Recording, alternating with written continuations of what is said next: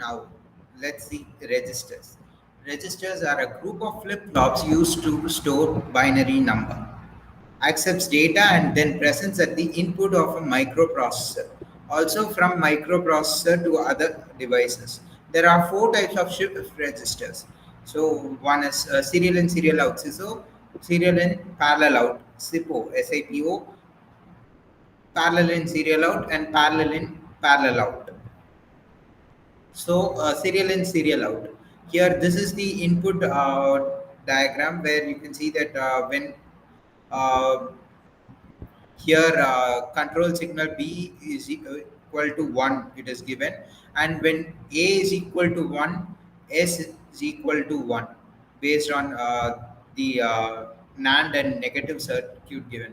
When A is equal to 0, then S is equal to 0, and according to input and output states of SR circuits, you can see that when S is equal to 1 and R is equal to 0, Q is equal to 1. When S is equal to 0, then Q is equal to 0 when R is equal to 1. So this continues, and from each clock pulse, the Q gets transferred to the next Q bar values gets transferred to the next SR circuit, and it moves on and on. So after the eighth clock pulse, like 1, 2, 3, 4, 5, 6, 7, 8, eighth clock pulse, you will get the output for the first input.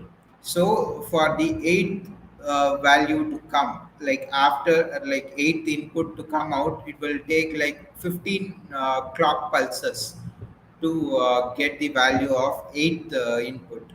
And first input, it will take eight clock pulses. Next, serial in parallel out. Here, this is the input diagram, and here when for each SR, you will get a QA value, and that comes out from each part separately, QA, QB, QC, and till QH. For each flip flop, you will get an output, and that is taken extracted out.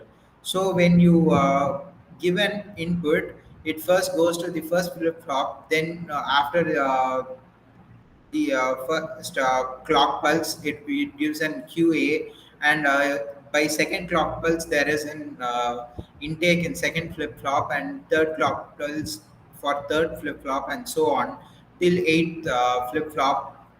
In eighth clock pulse, the input is taken, and the output is given out. So after eight clock pulses continuously in all eight outputs, there is an output given for each input, and the first input to come out from QH, it takes eight clock pulses. Next, parallel in parallel out. Here, each input gives an corresponding output for each clock pulse, and clear signal is used to clear everything. And this is also present in serial in parallel out.